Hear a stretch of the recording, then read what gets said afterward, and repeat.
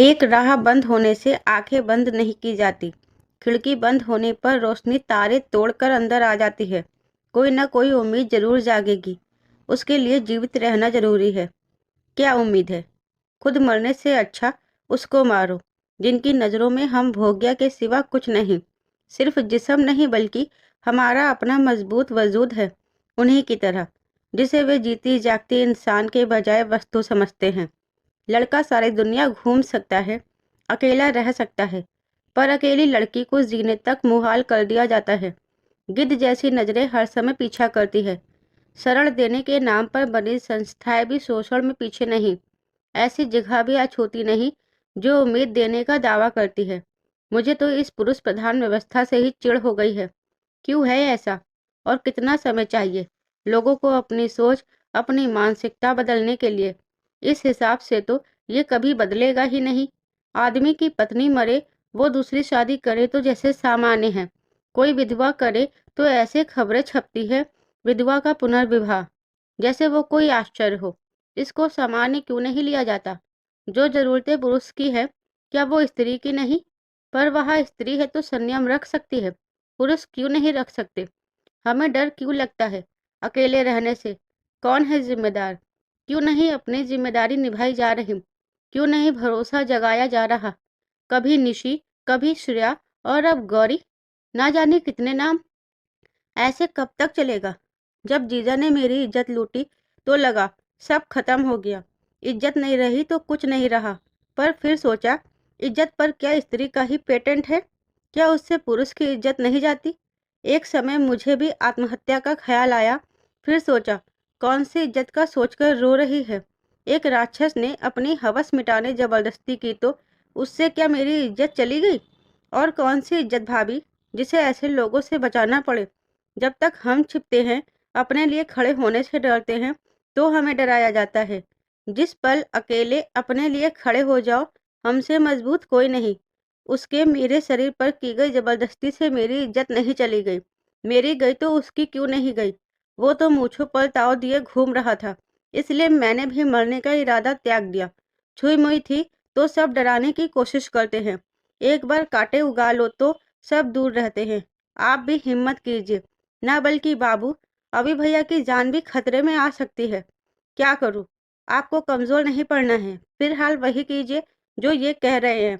ये चाकू साथ में रखिए। निर्णय आपको करना है कि मरना है कि मारना है। और अगर मारने का निर्णय करेंगी तो मैं भी आपके साथ हूँ। उसने उसके हाथ से वह चाकू ले लिया, मन मजबूत किया और कपड़ों में छिपा लिया।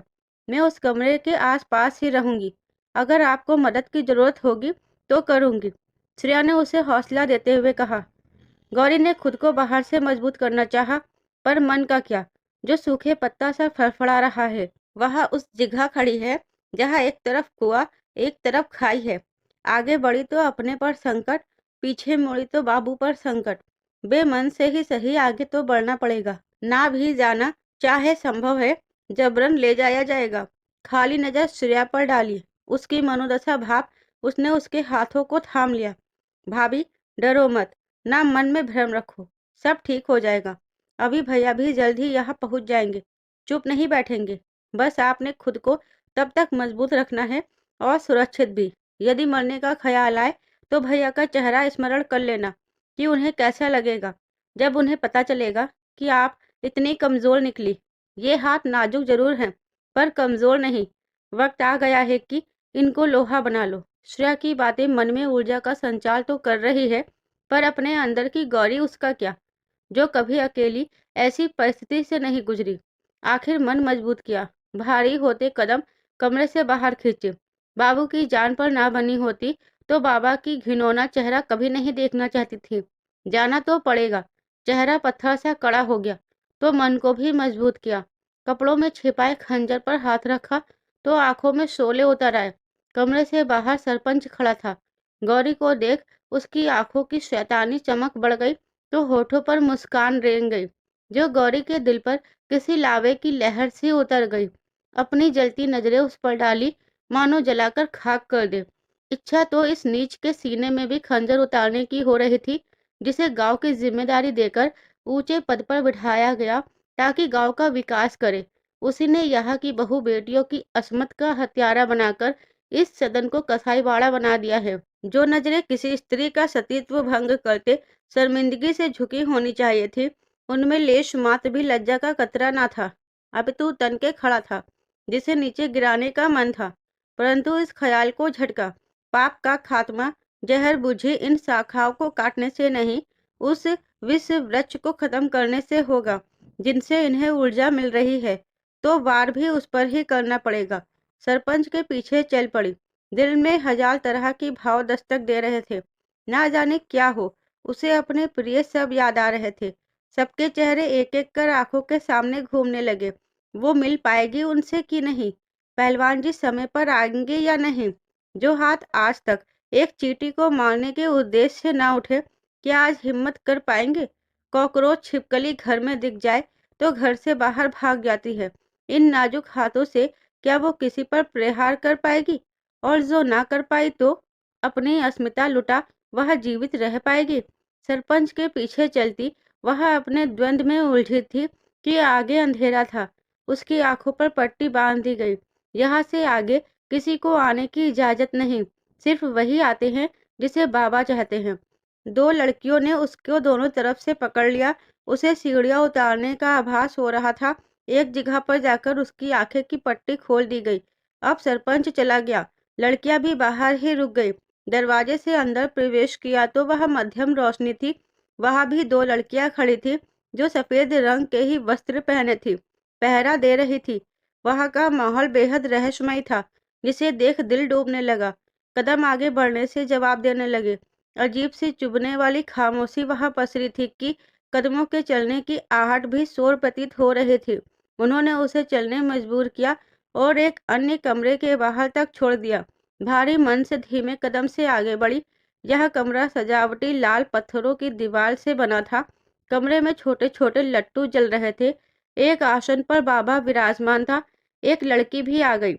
उसने उसे आगे बढ़ने कहा तो उसके आगे जाकर खड़ी हो गई।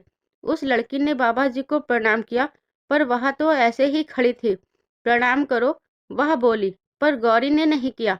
ये बाबा जी के सम्मान में गुस्ताखी है। वह बोली, चमेली। बाबा जी की आवाज आई। जी बाबा जी। तुम जाओ, अब गौरी मेरी सेवा में रहेगी। जी बाबा जी। वह सिर झुकाकर प्रणाम करती है और चली गई। गौरी यूं ही खड़ी थी। डरो मत, बिल्कुल शांत हो जाओ। मुझे क्यों बुलाया गया है? उसने स्वर मजबूत किया। तुम्हारी गलतफहमी दूर करने। कैसी गलतफहमी? वही गलतफहमी जो तुम्हें हमारे बारे में पहले हो गई थी। गलतफहमी नहीं हुई थी, आपकी असलियत देखी थी। इस प्रकार क्रोध अच्छा नहीं। मुझे इस प्रकार यहाँ लाने का क्या औचित्य? तुम हमारे बारे में अविश्वास मत पालो, हम पर विश्वास रखो। रात के समय यहाँ बुलाकर क्या विश्वास दिलाना चाहते हैं? गौरी ने क्रोधित हो पूछा। तो बाबा अपने आसन से उठकर उसके पास आ गए। तो गौरी डर गई है। उधर घर पर वीडियो बाबू के समझाने के बाद अभी रुक गया। अब बताइए कि क्या सोचा है? सदन में जाने का। थोड़ी देर बाद वह पूछता है, मेरे पास दो प्लान हैं। वे बोले, क्या? पहला, कि हम सदन में छिपते छिपाते जाएं और सीधा बाबा के कमरे तक पहुंचकर उसे दबोच ले। कहकर उन्होंने गहरी सांस ली। हाँ, यही मैंने भी सोचा है। यही सबसे अच्छा रहेगा। सीधा चितपट, दुश्मन को बचने का कोई मौका ही नहीं देना है। हाँ, यह कारगर है। तब अगर हमें अंदर जाने से पहले किसी ने पकड़ ना लिया, मतलब यह तो बहुत साधारण है। मैंने सोचा, तुमने सोचा, और उन्होंने भी सोच रखा होगा। जाते ही हम पकड़े जाएंगे। ऐसे क्यों? सदन में घुसना आसान है, पर बाबा को इस समय ढूंढना मुश्किल। समझा नहीं? एक बात शायद तुम्हें पता ना हो, पर मेरे पास पुख्ता जानकारी है कि वहाँ कई खुफिया कमरे बने हैं। बाबा कभी भी एक कमरे में निवास नहीं करता। इस समय कौन से वाले में है, किसी को पता नहीं। जबकि उन्होंने हमें भी बुला लिया है तो आसानी से हमें पहुंचने दिया जाए, मुझे नहीं लगता। बल्कि यह कदम हमारे लिए घातक साबित हो सकता है। हम वहां पहुंच भी गए तो कमरा ढूंढना बहुत मुश्किल हो जाएगा और शायद देर न हो जाए। मत भूलो गौरी बाबा के कब्जे में है। दूसरा कौन सा प्लान है? भेष बदल कर जाना। क्या? हाँ, उसमें शक तो होगा उनको। हाँ, हो सकता है, पर यह प्लान सफल होने के चांस ज्यादा है। वो कैसे? भेष बदल कर जाएंगे तो हमें वह कमरा ढूंढने में आसानी होगी जिसमें बाबा होगा। पकड़े जाने का चांस भी कम है। इसके लिए क्या करना है? पहले तो शेविंग करके आओ। क्यों? जाओ, ज्यादा सवाल मत करो। वह चला गया। रोहित, हाँ, जा जल्दी से गौरी की साड़ी और मेकअप का सामान ले आ। क्यों? तुम ले आओ, फिर बताता हूँ। वह चला गया। बाबूजी, आपका कुर्ता और धोती दीजिए। क्या करने वाले हो? देखते जाइए, वे बोले तो उन्होंने उन्हें लाकर धोती कुर्ता थमा दिया। इतने में अभी भी क्लीन शेव होकर आ गया तो वीडियो बाबू ने उसे साड़ी थमा दी। ये क्यों? पहन लो। और क्यों? साड़ी क्यों? तुम औरत बनो और मैं वह आदमी जिसकी पत्नी बीमार है, जो बाबा की कृपा दृष्टि से ही ठीक होगी। ऐसे जाएंगे तो शक होगा। तुम बीमार होने की एक्टिंग करना। इस समय जाएंगे तो क्या शक नहीं होगा? नहीं। क्यों नहीं होगा? रात में भला वह कौन आएगा? तुम भूल रहे हो, कल से लोगों ने रोड जाम कर रखे थे, जिस वजह से पैदल पैदल आना पड़ा, तो रात हो गई। यह बहाना चल जाएगा। वो सब तो ठीक है, पर मैं क्या औरत बना अच्छा लगूंगा? इतनी पहलवानी शरीर वाली कोई औरत होती है? मैं पकड़ा जाऊंगा। मैं पापा वाले कपड़े पहनता हूँ, ये आप पहनो। मुझे कोई दिक्कत नहीं, पर तुम इस गेटअप में छिपते छिपाते उस जगह पहुंच सकते हो और बाबा को काबू कर लोगे। इस भेष में तुम आसानी से इधर उधर जा सकते हो। तुम जल्दी तैयार हो लो, फिर आगे का प्लान समझाता हूँ। मैं भी भेष बदल लेता हूँ। उनके कहने पर अभी सहमत हुआ तो अपने कमरे में चला गया। तो उन्होंने रोहित को कोयले पीसकर पाउडर बनाकर लाने को कहा। क्यों? अरे रंग बदल कर जाऊंगा वरना पहचान लिया जाऊंगा। या फिर नकली दाढ़ी मूछ होती तो अच्छा होता, है ना? कहा, मैंने स्कूल में ड्रामा में पार्टिसिपेट किया था, तब का पड़ा है। फिर इंतजार किस बात का? ले आ, दोनों चीज जल्दी से। रोहित दाढ़ी मूछ भी ले आया और कोयले का पाउडर भी। पहले पूरे मुंह पर काला रंग पोत लिया और उसके बाद दाढ़ी और मूछ लगा दी। धोती कुर्ता पहन गमछा कांधे पर डाला तो अब पक्के देहाती लग रहे थे। थोड़ी देर में अभी भी साड़ी पहने आ गया कि इस खतरनाक सिचुएशन में रोहित की हंसी छूट गई कि वह झेप गया। भैया शकल से तो सुंदर है, तो लड़की लगने लगे, पर शरीर जो पहलवानों जैसा है, उसका क्या? मैं कह रहा था बेहद मुश्किल है। कोई मुश्किल नहीं। वीडियो बाबू ने उसके चेहरे पर घूंघट कर दिया ताकि वह असहज ना हो। थोड़ी चाल भी ठीक कर ले, मुझसे और कुछ नहीं होगा। अच्छा ऐसा कर, कमर पकड़ने की एक्टिंग कर सकता है? हाँ, वही करना। उन्होंने उसे अच्छी तरह अपना प्लान समझाया। जाने से पहले बजरंगबली की वह छोटी सी मूर्ति अपने पास रखी, जिसे वह अपने कुश्ती के हर मुकाबले से पहले रखता है। बजरंगबली का ध्यान किया, जो अखाड़े में उतरने से पहले करता है। आशीर्वाद लेने बाबूजी के कदमों में झुका तो उन्होंने उसे सीने से लगा लिया। आंखों से आंसू छलक पड़े। तेरी ही विजय होगी। मैं तेरा इंतजार करूंगा जब तू बहू को सही सलामत लेके लौटे। जी पापा, गौरी को भी लाऊंगा और उस बाबा की लंका भी जलाकर आऊंगा। बजरंगबली तुझे सफलता दिलाएंगे। एक बार फिर सीने से लगा लिया। अब दोनों सीधे दरवाजे की तरफ से जाने के बजाय पिछले दरवाजे से छिपते हुए निकले, ताकि अगर उन पर नजर रखी जा रही हो तो पकड़ में न आए। सीधा रास्ता लंबा पड़ता। दोनों ने शॉर्टकट पकड़ा और छिपते छिपाते थोड़ी देर में सदन के बाहर पहुंच गए। अभी की चाल मर्दाना ना लगे, इसके लिए कमर पकड़े लंगड़ाकर चल रहा था। गेट पर दो पहलवानी शरीर के लोग पहरे के लिए खड़े थे। समय यही 9 बजे के करीब का था। कौन हो तुम? उन्होंने पूछा। जी मेरा नाम प्रताप चंद है, संगोली गांव से आया हूँ। ये मेरी लोगाई है, पिछले कुछ महीनों से बहुत बीमार रहती है। बहुत इलाज करवाया पर आराम ना आया। किसी ने बाबा जी का बताया तो आ गया। ये कोई समय है आने का? कल से गांव के बाहर रुके हुए थे, यहाँ आने नहीं दिया जा रहा था, तो हम लंबा रास्ता पकड़कर पैदल पैदल आए। सुबह के चले अब पहुँचे हैं। उसने वीडियो बाबू को गौर से देखा। वे तो बिल्कुल भी पहचाने नहीं जा रहे थे, पर अभी किसी एंगल से बीमार नहीं लग रहा था। ये तो इतनी तंदुरुस्त लग रही है। ये कहाँ से बीमार है? दवाइयों की वजह से हो गया है। ऐसा है, अभी जाओ, इस समय कोई अंदर नहीं जा सकता। मंदिर के द्वार कभी भी भक्त के लिए बंद नहीं होते। सब जगह से निराश हो गए तब आए हैं। उन्होंने दीनहीन शक्ल बनाकर उनसे प्रार्थना की। वीडियो बाबू अच्छी खासी एक्टिंग कर रहे थे कि वह पिघल गया। रुको, मैं अंदर बात करके आता हूँ। इजाजत हुई तो तब ही जा सकते हैं। वह अंदर गया और सरपंच को बुला लाया तो वीडियो बाबू थोड़ा हड़बड़ा भी गए, पर छिपाने की कोशिश कर रहे थे।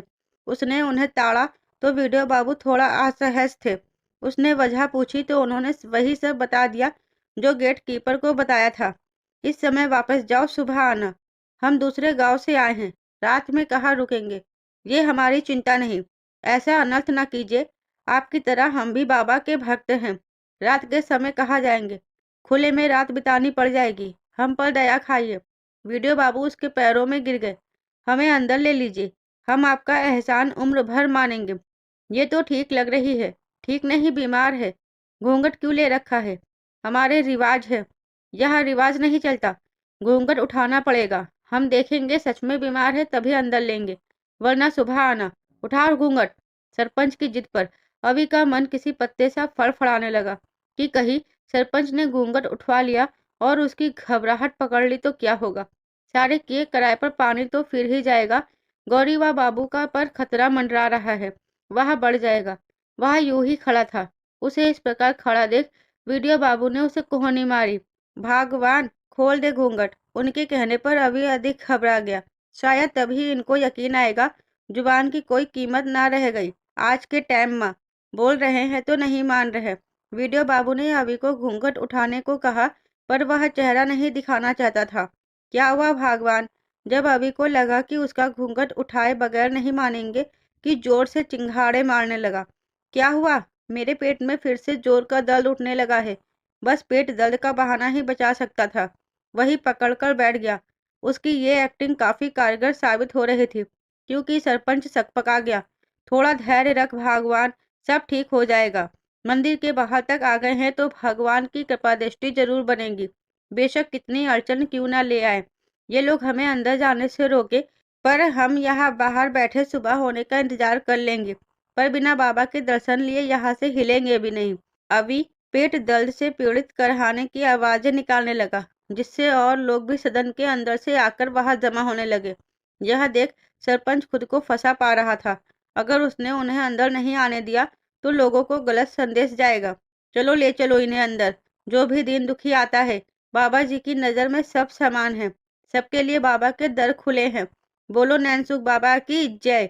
वहां खड़े लोगों के साथ वीडियो बाबू ने उद्घोष किया।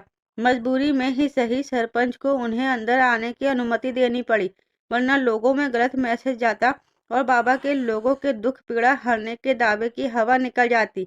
सदन में एंट्री मिलते ही अभी और वीडियो बाबू ने राहत की सांस ली। धन्यवाद, बहुत बहुत धन्यवाद आपका। भगवान आपका भला करे। हाँ ठीक है, बस एक मेहरबानी और कर दो। आपका ताउम्र एहसान मंद रहूंगा। क्या? ये पेट दर्द के कारण बहुत कष्ट में है। बाबा जी से इसी समय मुलाकात हो जाती और इस पर बाबा की कृपा दृष्टि हो जाती तो इसे इस कष्ट से मुक्ति मिल जाती। वीडियो बाबू ने विनती की। तुम्हें इस समय अंदर ले रहे हैं, वही बड़ी बात समझो। अभी उनका आराम करने का समय है, जिसमें कोई विघ्न नहीं डालता। बाबा कल ही मिलेंगे। वो तो ठीक है, पर इसको दर्द से राहत ना मिली तो? एक बार जो इस दर पर आ जाता है, निराश नहीं लौटता। तुम्हें भी राहत मिल जाएगी। एक आदमी उन दोनों को अंदर ले जाने लगा। वे दोनों इसके पीछे चल पड़े। वहां एक छोटी सी डिस्पेंसरी बनी थी। उस तरफ सरपंच बाहर ही रुक गया। इनके अलावा कोई और तो नहीं दिखा। उसने उन लोगों से पूछा। नहीं। सरपंच थोड़ा विस्मित है कि अभी अब तक आया क्यों नहीं। उसके स्वागत के लिए सदन के चारों तरफ सुरक्षा कर्मी बिठा रखे हैं, पर अभी और वीडियो बाबू अपनी सूझबूझ व एक्टिंग के दम पर उसे चकमा देकर सदन के अंदर पहुंचने में कामयाब तो हो गए हैं। पहला पायदान तो पार कर लिया, पर बाबा का कमरा ढूंढने में अभी मशक्कत करनी पड़ेगी। एक आदमी उन दोनों को डिस्पेंसरी में ले गया, जहां से उन्हें फौरी तौर पर राहत के लिए दवाई दे दी गई। उसके बाद उन्हें एक बड़े से हॉल में ठहरा दिया गया, जहां पहले से 40-50 लोग ठहरे हुए थे। नीचे गद्दे डालकर लोग लेटे हुए थे। उन्हें भी एक गद्दा दे दिया गया। बाहर से आए थे। जो भी बाहर से आता है उनके लिए भोजन पानी की व्यवस्था होती है। उन्हें दिखाने के लिए उन्होंने खाना भी खा लिया। जब वे चले गए तो आगे के प्लान पर विचार करने के लिए अभी उठ गया। वह किसी से बाथरूम का पता पूछा और उसके बहाने बाहर निकल गया, पर जल्द ही उसे एहसास हो गया कि यह काम बेहद कठिन होने वाला है। सदन कोई छोटा मोटा सा भवन नहीं कि आसानी से बाबा का वह कमरा मिले जहां वह इस समय होगा। बाबा का कमरा ढूंढने किसी से पूछताछ करनी पड़ेगी, जो वो कर नहीं सकते। वरना उन पर सीधा शक होगा और पूरा प्लान बिगड़ कर रह जाएगा।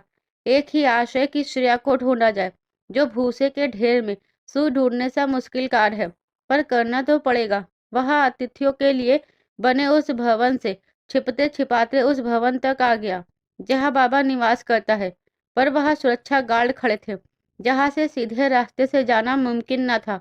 वापस लौट आया। ये काम वाकई में उसकी सोच से कहीं अधिक कठिन था। जैसे जैसे समय बीतने लगा तो उसे गौरी की चिंता होने लगी, जो जायज थी। बाबा द्वारा गौरी को अपने आवास में बुलाने से वह भयभीत तो है, पर उसने अपने हाव भाव से यह बिल्कुल भी जाहिर नहीं होने दिया कि वह डरी हुई है। बात बात पर घबरा जाने वाली गौरी, अभी की एक डांट पर आंसू बहाने वाली कोमल सी गौरी अचानक से इतनी मजबूत हो गई कि उसके सामने डरने या झुकने से अच्छा सवालों का दृढ़ता से जवाब दे रही थी। शायद अब वह परिस्थिति है जब पीछे मुड़कर नहीं देख सकती। जो है उसका सामना डटकर करना पड़ेगा। वही बाबा उसे अकेली व असहाय जान अपनी बातों से फुसला रहे थे। तुम आराम से बैठ जाओ, घबराओ मत। आवाज में शहद टपक रहा था, पर गौरी को वो जहर बुझा सा महसूस दे रहा था। मैं ऐसी ठीक हूँ। तुम हम पर और हमारी नियत पर न जाने क्यों शक करती हो। बिना आग के तो धुआं नहीं उठता। कई बार धुआं आंखों का धोखा भी हो सकता है। उस दिन भी तुम्हें गलतफहमी हो गई थी। बाबा न जाने क्यों उसे यकीन दिलाने पर तुले थे कि उसके साथ जो हुआ उसकी गलतफहमी थी, जो गौरी मानने को तैयार ना थी। अगर एक पल को मैं उसे अपनी आंखों का धोखा मान भी लूं, गलतफहमी मान लूं, जो कि था नहीं, पर एक पल को मान भी लिया, पर जो निशी के साथ हुआ वो क्या था?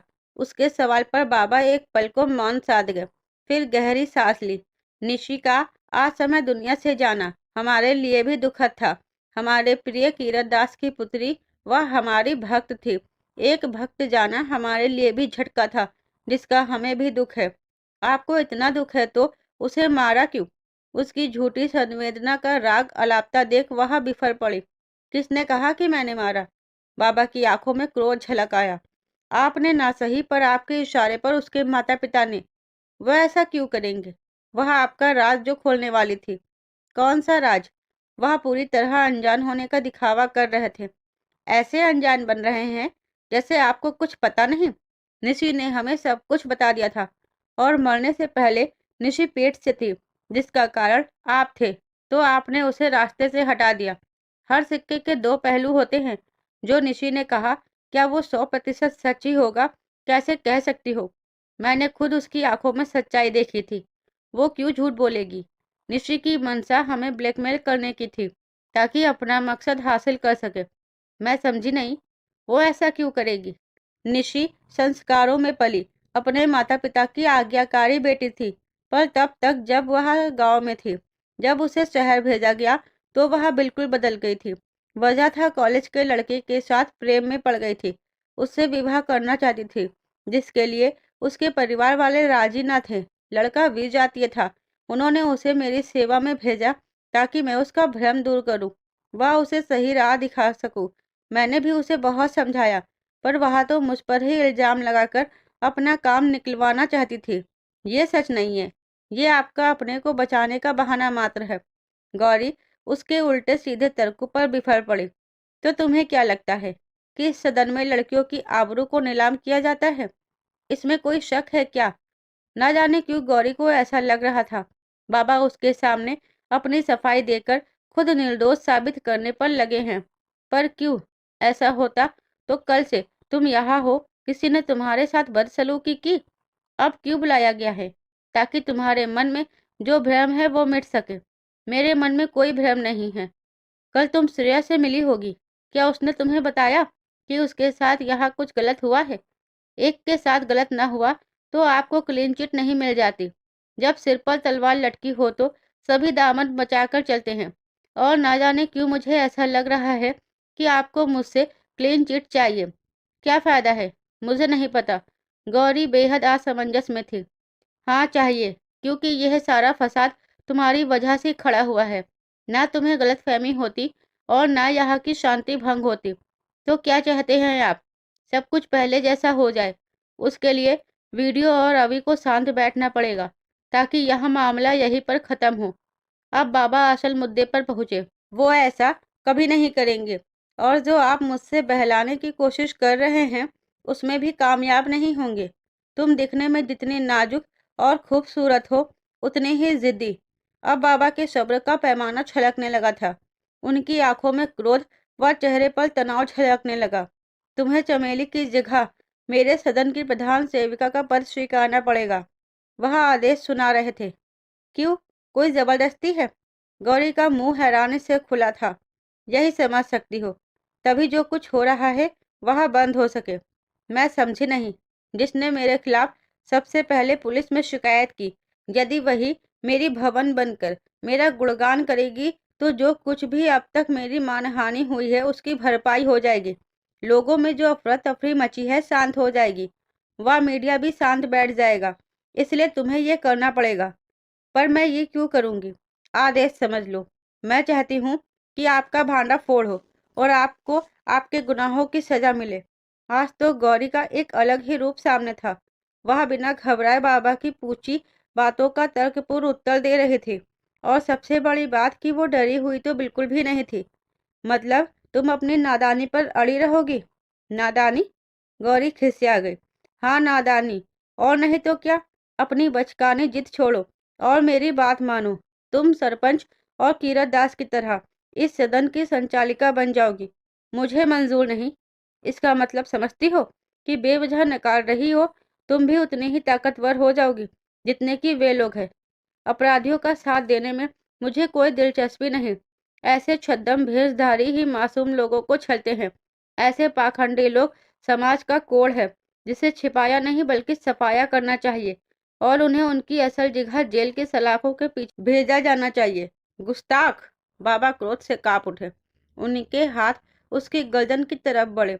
जरूर, पर किसी तरह उन्होंने रोक दिए। मैं ये सदन किसी भी हाल में नहीं छोड़ूंगा, बेशक उसके लिए पहलवान और वीडियो को दंगों की आग में जलाना पड़े। दोनों यहाँ तक आ ही जाएंगे, पर वापस नहीं जाएंगे। उसके बाद भी तुम यह पद संभालोगी।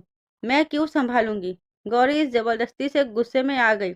जिसे हम चाहते हैं वही इस सदन में पहुंचता है, मन से या बेमन से। और जो एक बार आ गया वो कभी नहीं लौटता। ये क्या कह रहे हैं? मैं यहाँ नहीं रहूंगी। यहाँ तुम्हें कोई तकलीफ नहीं होगी। तुम पहलवान और वीडियो को भी अकल दो कि जो पागलपन छेड़ रखा है उसे बंद करे। क्यों मरना चाहते हो? सब मेरी शरण में आ जाओ। क्यों अपने लंबे जीवन को छोटा करना चाहते हो? तो आप चाहते हैं कि कीरत दास और सरपंच की तरह हम आपकी चाकरी कर तलवे चाटे? गौरी के होठों पर तंजमय मुस्कान आ गई। चाकरी नहीं, सेवा। जबरदस्ती से कौन सी सेवा करवाई जाती है भला? आप सिर्फ गिरफ्तारी से बचने यह सब करवाना चाहते हैं, जो मैं बिल्कुल नहीं करूंगी। वह फटाफट दरवाजे की तरफ बढ़ी ताकि यहाँ से बाहर निकल सके, तो चमेली ने बाहर से दरवाजा बंद कर दिया। घबरा गए। मुझे बाहर जाना है, द्वार खोलो। खोलो द्वार। वह जोर जोर से दरवाजा खींचने लगी। वह ना खुला तो घबरा गई। कोई फायदा नहीं, ये नहीं खुलेगा। बाबा की आवाज आई। पर मुझे बाहर जाना है। गौरी का अब वहाँ एक पल रुकना भी मुश्किल लगने लगा था। काखों पर पसीना आने लगा था। एक बार बोलकर समझ नहीं आता कि तुम अब यहाँ से बाहर नहीं जा सकती। मन शांत करो और इस सच्चाई को आत्मसात कर खुद को मेरी शरण में समर्पित कर दो। कभी नहीं, मैं यहाँ नहीं रहूंगी। क्या समस्या है? सैकड़ों लोग यहाँ रह रहे हैं, तुम भी रहो। इस सदन में एक पल भी सांस लेने में मेरा दम घुटता है। ऐसा क्यों कह रही हो? हम पर विश्वास रखो, उसी तरह जैसे ईश्वर में तुम्हारा विश्वास है। नहीं, क्या तुम्हें ईश्वर पर विश्वास नहीं?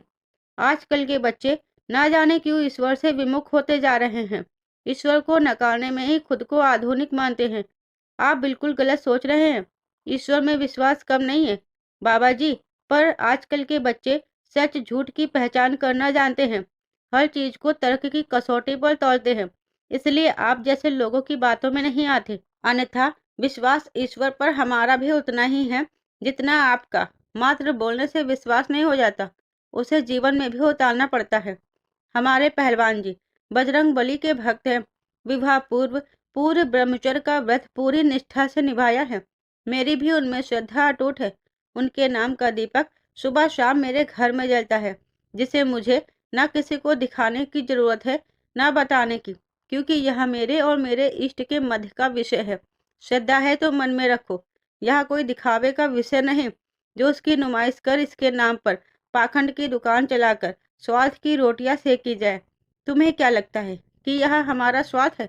बिल्कुल स्वार्थ है। भोले भाले लोगों को बहलाकर अपने फायदे के लिए इस्तेमाल करते हैं। जो ऐसा करते हैं उससे मुझे सख्त ऐतराज है। तुम हमें पाखंडी कह रही हो? बाबा का स्वर क्रोध से कांप गया। क्योंकि आप है पाखंडी, यह मैं दावे के साथ कह सकती हूँ। मैं यहाँ से बाहर जाऊंगी और आप मुझे रोक नहीं सकते। गौरी आवेश में बोली। कहा ना कि तुम बाहर नहीं जा सकती। मैं जाऊंगी। गौरी जिद पर अड़ गई। क्या तुम्हें वीडियो के बच्चे की जान प्यारी नहीं, या घर में रोहित और तुम्हारे पूज्य बाबूजी की जान प्यारी नहीं? वह ठिठक गई। हो सकता है कोई वहां आग लगा दे, दोनों घर में जलकर राख हो जाए। सुनकर गौरी कांप गई। ये क्या कह रहे हैं? आप मुझे डरा रहे हैं? हम बस तुम्हें समझाने का प्रयास कर रहे हैं। सही बात समझ में आती है, गलत बात नहीं। क्या गलत लग रहा है? ऐसे डरा धमकाकर कोई कैसे किसी को अपना अनुयायी बना सकता है? ऐसे तो कोई संत महात्मा नहीं होते जो स्त्रियों को इस तरह डरा धमकाकर अपनी सेविका बनाए। इतना शास्त्रों का ज्ञान तो मुझे भी है कि शास्त्रों में साधु सन्यासी के लिए स्त्री के साय से दूर रहने का विधान किया गया है। इसलिए वे एकांत जंगल में निवास करते थे, जो कि आप नहीं कर रहे। स्त्री साय से दूर रहना तो एक तरफ, यहाँ तो सेविका से लेकर द्वारपालक सब स्त्रियां हैं। गौरी ने अपने तर्कों से बाबा को लाजवाब किया तो बगले झांकने लगे। कुछ उत्तर न सूझा। ये तुम्हें दिखाने के लिए है कि हमारी सेवा में सेविकाएं हैं जिन्हें सम्मान देकर उच्च दर्जा दिया जाता है। यदि इनमें से किसी की भी मानहानि हुई हो तो अपनी शंका का समाधान कर सकती हो, और जब तसल्ली हो जाए तो जो घटिया इल्जाम मुझ पर लगाया है उसके लिए तुम्हें माफी मांगनी पड़ेगी। कभी नहीं, तुम्हें ये करना ही होगा। साथ ही प्रधान सेविका भी बनना पड़ेगा। मुझे पहलवान जी के पास जाना है। भूल जाओ उसे। अब तुम कभी यहाँ से नहीं लौट सकती। ये क्या जबरदस्ती है? गौरी अब घबरा भी गई है। जबरदस्ती अभी हुई नहीं है, पर अगर ज्यादा नाटक किया तो वो भी हो सकती है। आप कोई बाबा नहीं हो सकते, बल्कि बाबा के भेष में पाखंडी हो। अंधेपन का भी आपने का स्वांग है, परपंच है भोले भाले लोगों को फुसलाने का। क्योंकि इतनी देर में आप लगातार मुझे देख रहे हो, एक स्वस्थ मनुष्य की तरह। मुझे दिव्य दृष्टि प्राप्त है। ये कहकर आप उन भोले व अपने दुखों से दुखी लोगों को फुसला सकते हो जो आपकी शरण में इस आस में आते हैं कि आप उनके संकट हरेंगे, पर मुझे नहीं। भली प्रकार जानती हूँ कि जल में विशेष प्रकार का नशा मिलाकर पिलाया जाता है ताकि उन्हें सब अच्छा अच्छा महसूस हो और उन्हें लगे कि वे स्वस्थ और सुखी हो गए हैं, और वे आपका गुणगान गाने लगे। मैं इसमें नहीं फंसूंगी। ना आप अंधे हैं और ना वह पानी चमत्कारी। यह सब लोगों को ठगने का षड्यंत्र है। मैं आपके झांसे में नहीं आऊंगी। हमारे खिलाफ ये जहर उस वीडियो ने तुम्हारे दिमाग में भरा है, वह बाहरी है, दुश्मन है इस गांव का। वीडियो बाबू ने आपका पर्दा जो फाश किया तो आपके लिए बुरे हुए, जबकि वे एक बेहद सुलझे इंसान हैं। तो अपनी बातों से मुझे मत फुसलाइए। तुम वाकई में बहुत जिद्दी हो। एक जोरदार तमाचा गौरी के गाल पर लगा और वह जमीन पर गिर गई।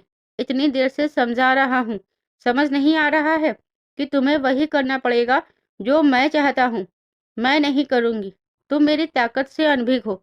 तुम्हारा सारा परिवार, वीडियो, उसका बच्चा, सब खत्म कर दिए जाएंगे। माना कि दुनिया में अंधेर गर्दी है, पर इतनी भी नहीं कि दो परिवार खत्म करने पर आप बच जाओ। कौन सजा देगा? इस देश में अभी भी कानून जिंदा है। अंधा जरूर है, जेल से मिलता है, पर न्याय जरूर मिलता है। आज के समय में कानून पैसे वाले और क्रिमिनल की खेल से अधिक कुछ नहीं। वे पैसे उछालकर इसके साथ जैसी मर्जी खेल सकते हैं। बाबा के होठों पर विषैली मुस्कान आ गई। सबसे बड़ा कानून और अदालत उस ऊपर वाले की है जो सबके कर्मों का हिसाब रखता है। जब रावण का घमंड बढ़ा तो उसका नाश हुआ। आपका भी पाप का घड़ा भर चुका है। क्या कर लेगा तुम्हारा कानून? कुछ नहीं। स्वीकारता हूँ कि हाँ, मरवाया मैंने निशी को। वो बहुत कुछ जान गई थी जो उसे नहीं जानना चाहिए था। कितना समझाया उसे कि ये बच्चा गिरा दे, खुद को सदन को समर्पित कर सेविका बन जाए, पर नहीं। उसे तो स्वतंत्रता चाहिए थी। पुलिस के पास जाने की धमकी दे रही थी तो कर दिया सदा के लिए स्वतंत्र। अब तुम भी वही गलती कर रही हो। अगर निशी जैसी दुर्गति नहीं चाहती तो तुम कल सुबह पूरे विधि विधान से प्रधान सेविका का पद संभालने की रस्म निभाओगी और वह वीडियो मीडिया में जाएगा ताकि यह सारा बवाल खत्म हो और उसके बाद तुम्हें हमेशा के लिए हमारे सदन में ही रहना पड़ेगा। नहीं, मुझे यह मंजूर नहीं। अगर ना नुकुर की तो तुम्हारा सारा परिवार खत्म होगा। शर्म आनी चाहिए। आपको इतनी नीचता पर उतर आए। लोगों को आप में इतनी श्रद्धा है और आप इतने नीच। छी! जितना तुम जानती हो मैं उससे कहीं बढ़कर हूँ। ऐसा कोई क्राइम नहीं जो मैंने नहीं किया हो। क्या उखाड़ लिया किसी ने मेरा? ये क्या कह रहे हैं? गौरी का मुंह हैरानी से खुला था। स्मगलिंग, कत्ल, रेप, हर गुनाह कर चुका हूँ। फिर भी सबकी नजरों में महान बना हुआ हूँ। लोग आपको भगवान समझकर पूछते हैं और आप भगवान के भेष में शैतान हैं। गौरी उसकी स्वीकारोक्ति पर हैरान थी। मैंने कब कहा लोगों से कि मुझे भगवान बनाओ? ये तो उन आंख वाले अंधों का खुद का काम है। उनके सामने खुद को सबसे बड़ा धार्मिक दिखाना है। धर्म भीरू लोग धर्म के नाम पर हर उचित अनुचित कार्य करने तैयार हो जाते हैं और किसी की स्वार्थ सिद्धि की सीढ़ी बन जाते हैं। ये वह अफीम है जिसके पीछे दुनिया का हर आदमी पागल है।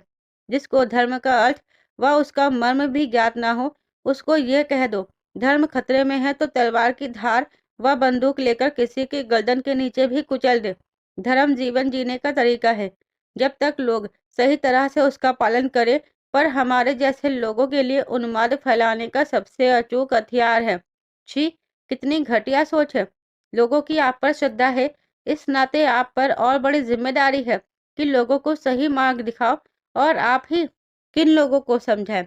लोग धर्म के नाम पर गोली बंदूक तलवार चला सकते हैं, पर वही लोग सड़क पर मारी जा रही किसी मासूम को बचाने का साहस नहीं जुटा पाते, क्योंकि वह उनकी बहन, बेटी या कोई रिश्तेदार नहीं होती।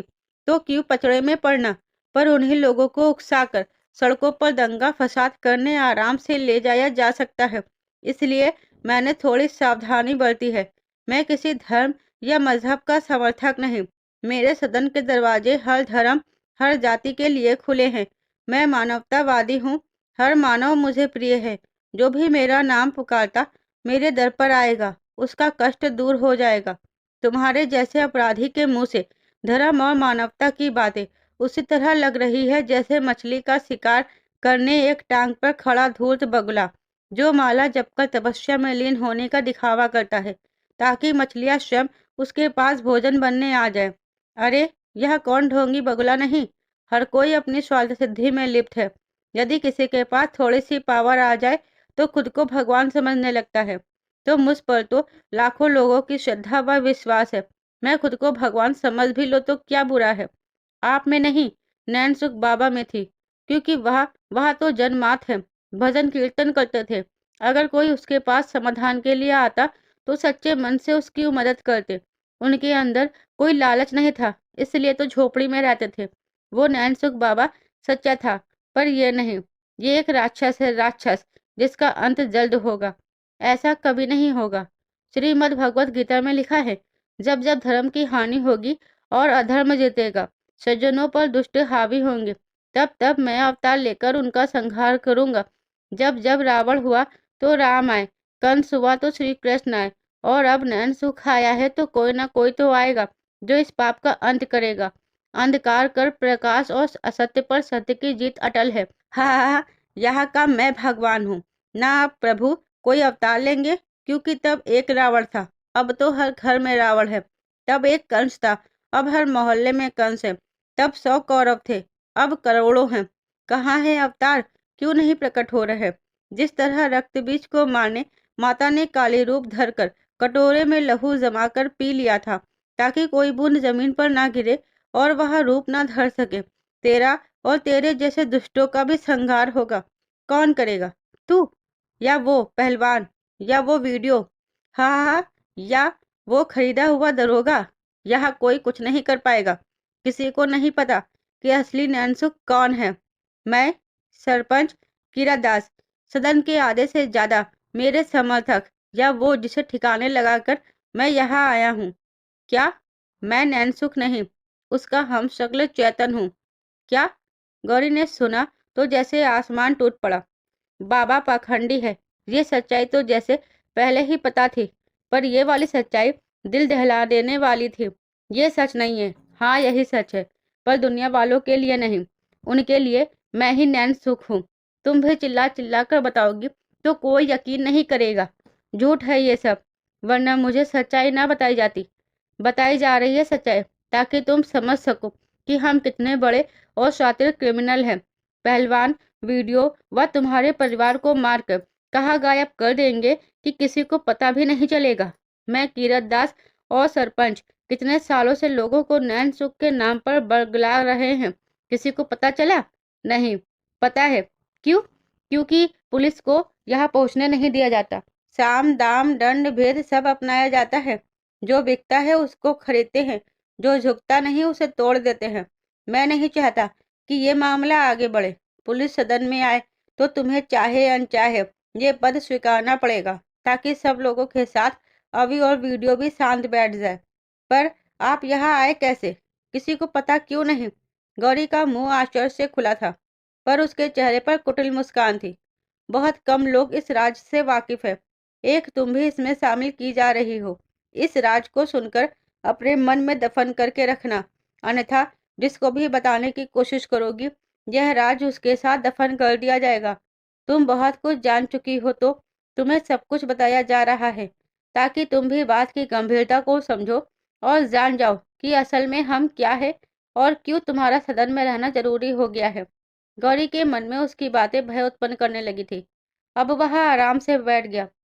मेरी परवरिश एक निम्न मध्यम वर्गीय परिवार में हुई थी, जहाँ 2 टाइम की रोटी कमाना भी एक मशक्कत थी। इसी गरीबी से जूझते एक दिन पिता ने दुनिया छोड़ दी।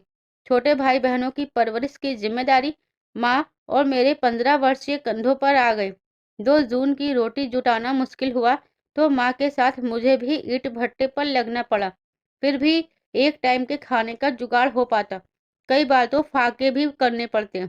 मैं अपनी गरीबी से तंग आ चुका था। मैं यूं एड़ियां रगड़ते जिंदगी गुजारना नहीं चाहता था।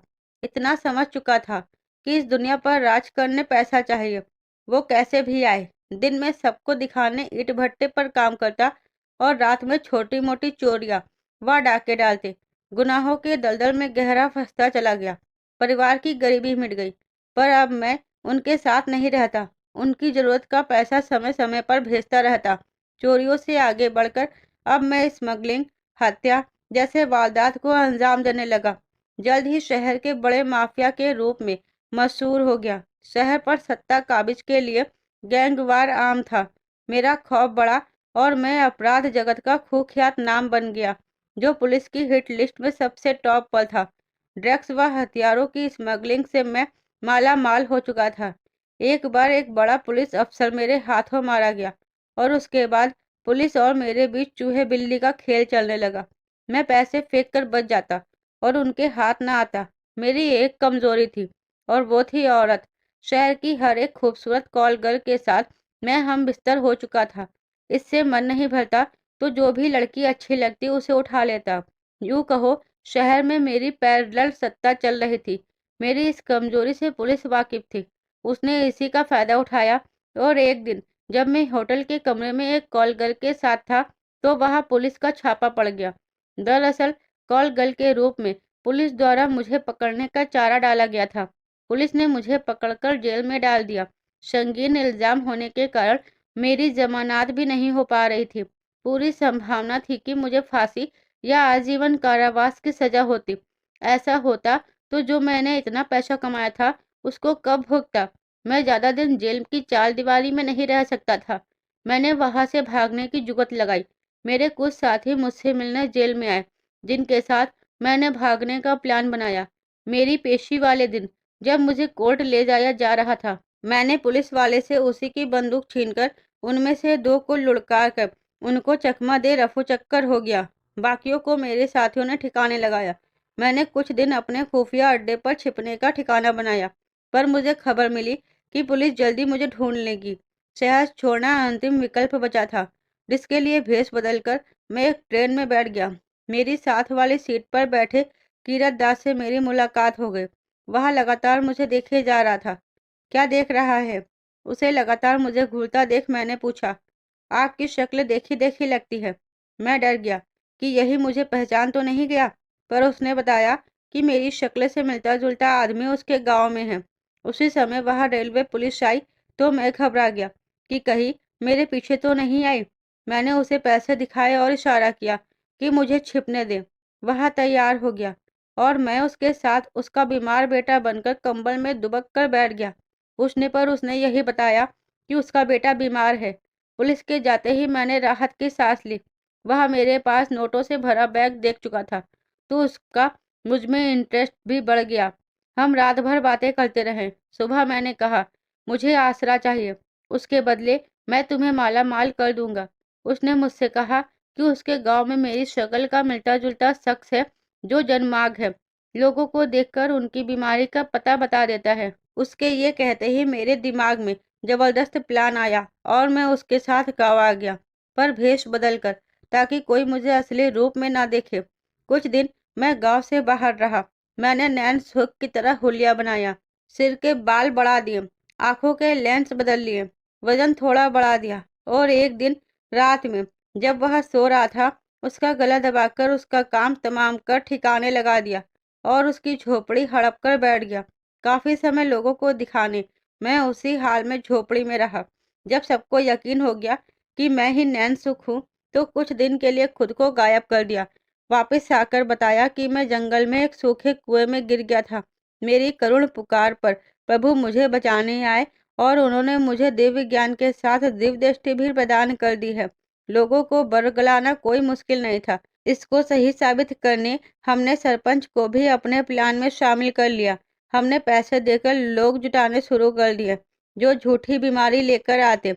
जहाँ पर लोग जमा होते वहां पर कहते लोगों के दुख हरने ही बाबा आए हैं। धीरे धीरे लोग मेरे पास आने शुरू हो गए। मैं ड्रग्स के धंधे में था, हर प्रकार के नशे के बारे में जानता था। मैंने विदेश से ऐसे ड्रग्स मंगाई जिसकी 100 ग्राम की कीमत लाखों में है। उसके चुटकी भर सेवन से इंसान का दिमाग पर नशा हो जाता है। उसे लगता है कि उसके सब दुख दूर हो गए हैं। जो लोग ठीक हो जाते चढ़ावा चढ़ाने वापस आते, जो ठीक नहीं होते प्रभु माया कहकर टाल दिए जाते। कुछ समय मैंने नैन सुख की तरह ही रहन सहन रखा। उसके बाद कीरत दास और सरपंच के साथ मिलकर झोपड़ी का सदन बना डाला। 2 नंबर का बहुत पैसा था जिसे 1 नंबर का करना था। तो मरे हुए नैन सुख के नाम पर श्रद्धा भक्ति की दुकान खुल गई जो अब मार्केट बन चुकी है। नैन सुख रहा होगा बाबा, पर मैं तो साधु के भेष में छिपा रावण था। अपने राक्षसी अपराधी प्रवृत्ति को नहीं दबा सकता था। धीरे धीरे मेरी प्रसिद्धि बढ़ने लगी। नित्य कोई न कोई स्त्री आती तो मेरा पुराना शौक कुलांचे भरने लगता। उनमें से जो मुझे अच्छी लगती उसे जल देकर निश्चित कर देता। उसे पता भी नहीं चलता कि उसके साथ हुआ क्या है। सब कुछ बढ़िया चलने लगा। एक दिन कीरत दास पत्नी के साथ बाहर गया था। उसकी लड़की मुझे भोजन देने आई और मेरी नियत उस पर ही भी बेईमान हो गई। आखिर सांप को आस्तीन में उसने ही पाला था। निसी भी मेरे लिए देह सुख का खिलौना बन गई। जितनी दौलत मेरे पास थी उससे कई गुना मैं और बना चुका था। पर उस दिन तुम आई। तुम्हारी खूबसूरती देख मेरी नियत बेईमान हो गई। मुझे लगा बाकियों की तरह तुम्हें भी पता नहीं चलेगा, पर तुमने और अंकुर ने बवाल मचा दिया। कहकर वह चुप हो गया। कितना ही गिरह में छिपा हो सच तो बाहर निकलता है। तो निकल गया। कितना आसान है एक राक्षस का साधु के भेष में आना और लोगों को बरगलाना, पर जो इंसान हो ही नीच, आदमी व पापी, उसको कुछ भी कहना खुद को गाली देना है। हाँ हूँ पापी, पर अब उसी को छिपाने तुम मेरा साथ दोगी? कभी नहीं। तुम्हें जिस चीज की भी चाहत होगी मैं तुम्हें सब दिलाऊंगा। मैं कितना ताकतवर हो चुका हूँ तुम अंदाजा भी नहीं लगा सकती। तुम सिर्फ दुनिया को दिखाने सेविका रहोगे। बाकी जैसे तुम पहलवान के साथ रहती थी वैसे ही मेरे साथ रह सकती हो। यहाँ दुनिया का हर ऐशो आराम मिलेगा। दुनिया के लिए सेविका, पर असल में मेरी रानी बनकर रहोगी। उसने उसके हाथों को पकड़ना चाहा तो उसने उसके हाथ छटक दिए। थू, थूकती हूँ तुम्हारे प्रस्ताव पर। क्यों नाराज हो? बता तो दिया। मैं अंधा नहीं, पहलवान जितना खूबसूरत नहीं, पर उससे कम भी नहीं। अब तो मुझसे अपराधी का ठप्पा भी हट चुका है। लोग पूछते हैं मुझे, मैं तुम्हें दौलत में तोल दूंगा। बस तुम्हें सदन में रहना पड़ेगा। कभी वापस नहीं जाओगी। ना यहाँ की सच्चाई किसी को बताओगी और ना कभी पहलवान से मिलोगी। तभी पुलिस और मीडिया को यहाँ से दूर रखा जा सकता है। मुझे ये मंजूर नहीं। तुम्हें सच्चाई बताने का मकसद ही यही था कि तुम समझ सको कि मैं कितना क्रूर हूँ। फिर भी अपनी जिद नहीं छोड़ रही। मैं तुमसे नहीं डरती। जैसे नैन्सो गायब कर दिया गया और ना जाने कितने लोग, तो तुम्हें करने में समय नहीं लगेगा। पर तुम्हारा हमारे लिए जिंदा रहना मरने से ज्यादा जरूरी है।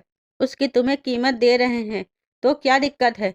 वह अब गौरी की जिद से झुंझला भी गया था। नहीं, मुझे यहाँ नहीं रहना। तुम अपराधी नहीं, महापापी हो। मैं यहाँ का पानी भी ग्रहण नहीं करूंगी, अन्यथा पाप की भागीदार मैं भी कहलाई जाऊंगी। मुझे घर वापस जाना है, अपने पहलवान जी के पास। वह उठा और उसके दोनों कांधे पकड़कर झिझोड़ दिए। तुम्हें प्यार से बोली गई कोई बात समझ नहीं आएगी? जिस भाषा में समझती हो उसी में समझाना पड़ेगा। उसने टीवी का रिमोट ऑन कर दिया। उसमें सीसीटीवी की फुटेज चलने लगी। एक आदमी बाबू को गोद में लिए था। एक पिंजरे में 8-10 कुत्ते बंधे थे। अगर तुम नहीं मानोगे तो इन भूखे खूंखार कुत्तों को एक ताजा शिकार मिल जाएगा। गौरी ने देखा, बाबू उनकी गोद में चिल्ला रहा था। उसकी सांसें जैसे उखड़ने लगी। ये क्या कर रहे हो इस मासूम बच्चे के साथ? बाबू को कुछ मत करो, छोड़ दो उसे। गौरी के चेहरे पर भय झलकने लगा। इसी शर्त पर छोड़ेंगे कि तुम्हें हमारी बात माननी पड़ेगी। उसके बाद इसे वापस वीडियो के पास भेज दिया जाएगा। मुझे पहलवान जी के पास जाना है, मुझे जाने दो। वह बाहर की तरफ भागने लगी तो उसने उसका हाथ पकड़ा और खींचता अपने साथ ले गया, जहां पर बाबू था। पिंजरे में कुत्ते भौंक रहे थे। बोलो, मंजूर है कि नहीं? नहीं, उसने इशारा किया और उन्होंने बच्चे को पिंजरे में फेंक दिया। मारे भय के गौरी का कलेजा कांप गया। वे उस पर झपटते ही कि वह चिल्ला पड़े, नहीं, बाबू को बचा लो, जो तुम कहोगे वही करूंगी। उसके कहते ही उन्होंने बच्चा बाहर खींच लिया। बहुत अच्छा, अब बोलो, मंजूर है? एक शर्त पर। क्या? यहाँ मेरी पवित्रता के साथ खिलवाड़ नहीं किया जाएगा। ठीक है, मुझे मंजूर है। जब तक तुम हमारे अनुसार चलोगी, मैं तुम्हारी तरफ से आंखें बंद कर लूंगा। पर जिस पल तुमने चालाकी की, तुम मेरे बिस्तर पर होगी। नहीं होगी। ठीक है, आज से तुम चमेली के साथ उसके कक्ष में रहो। तुम्हें सभी प्रकार की सहूलियत दी जाएगी। सुबह 4 बजे उठकर स्नान कर बाहर मैदान में पहुंच जाना। विधि विधान से तुम्हें सदन की प्रधान सेविका के पद पर नियुक्त किया जाएगा। उसके बाद तुम खुद यही घोषणा करोगी कि तुमने खुद को सदन को समर्पित कर दिया है। यह वीडियो मीडिया में जाएगा। उसके बाद सब पहले जैसा शांत हो जाएगा। तुम हमेशा के लिए सदन में रहोगी। बेशक पहलवान या तुम्हारा परिवार तुम्हें लेने आए, तुम नहीं जाओगी। मैं नहीं जा सकती, पर पहलवान जी मुझे यहाँ से ले जाएंगे। गौरी के होठों पर कड़वी मुस्कान खेल गई। वो ऐसा नहीं कर पाएगा। जो कर दिया। पहली बात तो वह यहाँ घुस नहीं सकता, और घुस भी गया तो तुम तक नहीं पहुंच पाएगा। कोशिश की तो तुम उनकी ताकत से अनभिज्ञ हो, और तुम मेरी ताकत से। मुझे गुस्सा मत दिलाओ, जाओ वरना। उसने आंखें तरेरी तो वह बोझिल कदमों से लौट आई। उसे तो लगा था बाबा अपनी हवस पूरी करने बुला रहा है, पर यह तो बहुत बड़ा क्रिमिनल निकला। बहुत से लोगों की जान खतरे में है। अब तो जो भी कदम उठाना है, सोच समझकर उठाना है। उसके लिए हर एक जान कीमती है। वो बाबू हो, रोहित और बाबूजी हो, या पहलवान जी और वीडियो बाबू। दोस्तों, आगे की कहानी देखिए कहानी के अगले पार्ट में। तब तक हमारे चैनल को लाइक शेयर सब्सक्राइब करना मत भूलिएगा। साथ ही अपने प्यारे प्यारे कमेंट हमें भेजते रहिए। आप सबका बहुत बहुत धन्यवाद।